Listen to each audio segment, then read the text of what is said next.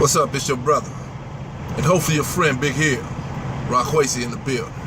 Black African power. Each one teach one. Yeah, I'm gonna make a short video right quick, man, while I'm waiting to get this vehicle clean at this truck wash. You know, I'm going back to Cali. Yeah, I'm on my way to San Diego, man, and they kind of stringent on them laws. So when I pass through these inspection spots, you know what I'm saying, I want to present a clean truck. Maybe they'll just wave me on. I ain't got to be stopping, showing them this, that, and the other. But anyway, yeah, I was thinking about something. And I wanted to make a short video about it, man. And it's concerning, you know, like I've seen a couple of videos of these brothers in the conscious community that want to castigate brothers like me and others who don't consider themselves a part of the community or haven't sat at people's feet, like you hear somebody say, you know, you just popped up on YouTube or you got a Facebook page, you done read a few books, and now you want to be a teacher.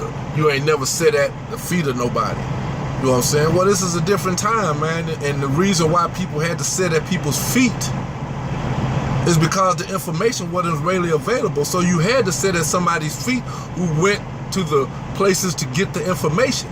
You know what I'm saying? And I think back to when I first got involved with what I'm doing, like making videos and trying to share information. I remember back like I think it was in 09. You know what I'm saying? My brother came to me and asked me, was I on Facebook? And I'm like, man, what the hell is Facebook? You know what I'm saying? Because I'm old school. I didn't do all this stuff with my phone. I wasn't into social media. You know what I'm saying? I was just basically on working, man, trying to get my life together, reading and studying. I was into reading and studying, but I was just basically sharing stuff with people in my circle of influence that I was dealing with every day. So he said, I was like, man, I don't need that stuff. He said, yeah, bro. He said, check it out, man, because not only can we get in contact with old friends and family that, you know, that we ain't seen in a long time, but he told me, he said, you an expressive person. You like to try to teach people stuff. You like sharing information. So it'll be good for you. And he didn't lie, man, because ever since he turned me on to it, man, I've been doing that, man. You know what I'm saying? I've been on YouTube, checking out all the scholars, you know, looking at videos on top of the reading. Because what I do is, if I see something on YouTube, I always go and try to search to find some written information, because to me, I still got to do I can't believe it just because I saw a video. I got to go do some more research to find out is what you're saying right and exact. You know what I'm saying? So there's a process that I go through before I even put out some information. You know, and then, you know, so it kind of bothers me a little bit when I hear brothers, man, you want to castigate people just because you you part of the quote unquote conscious community, and you feel like, you know, since you sit at the feet of one of these master teachers or you was running in them circles, that somehow, man, makes you better than a brother who hasn't done that but still has the desire to educate himself and share education. That's why I say each one teach one. You know what I'm saying? So, man, y'all need to stop that, man.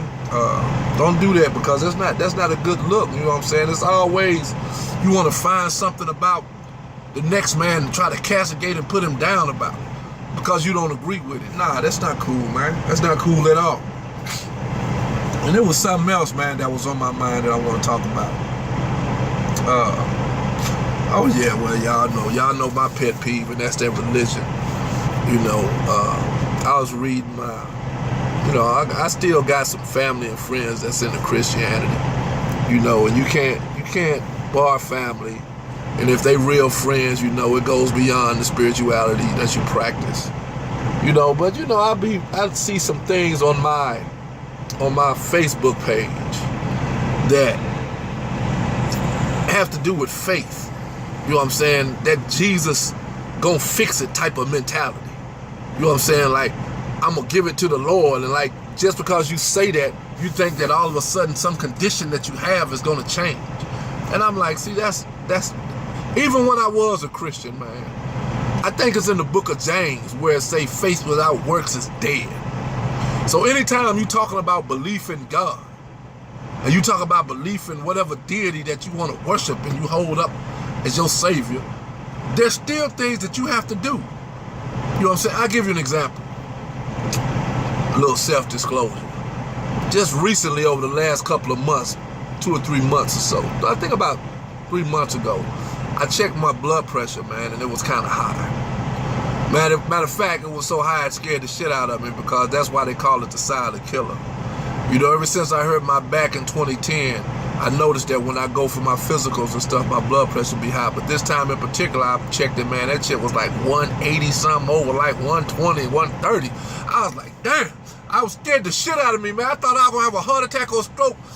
Man, look, I was actually scared that I was gonna have a stroke. So, being as though, man, I refuse to take pharmaceuticals, you know, they talking about, man, you need to go to the hospital and get your blood pressure down.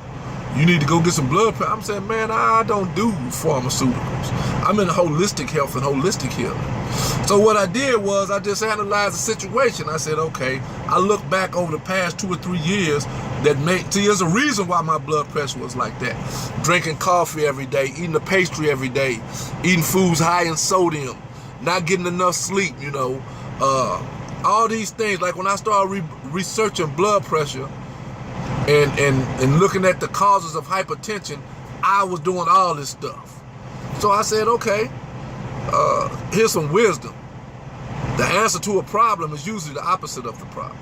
So instead of me running and taking some pharmaceuticals, take a blood pressure pill that's gonna be so messed up that it's gonna have to give me another pill to address the side effects that the blood pressure pill is giving me.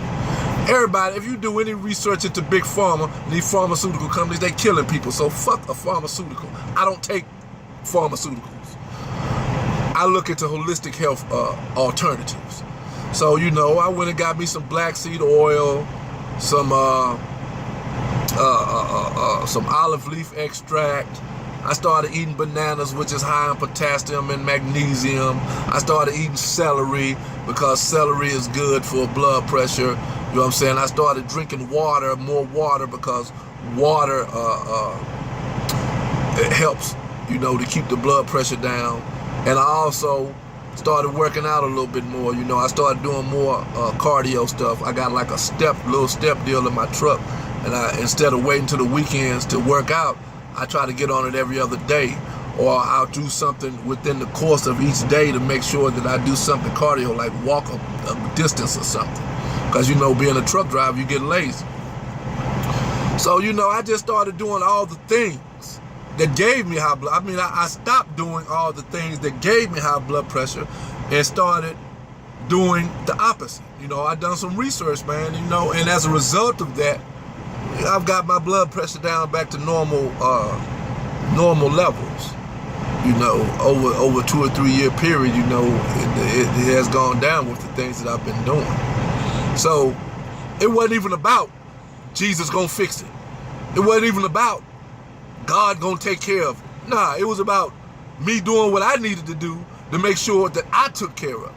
Because wasn't nothing gonna happen unless I done something different. Nothing changes, nothing changes. You know, you got people with diabetes, man, and all types of illnesses and things, and want to talk about Jesus gonna take care of it, but yet you don't want to back away from the dinner table. You don't want to change your diet.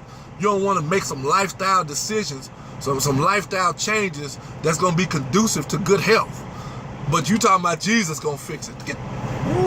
Man, but anyway, so yeah, man, y'all need to stop that, and y'all need to understand, ain't nothing wrong with having faith.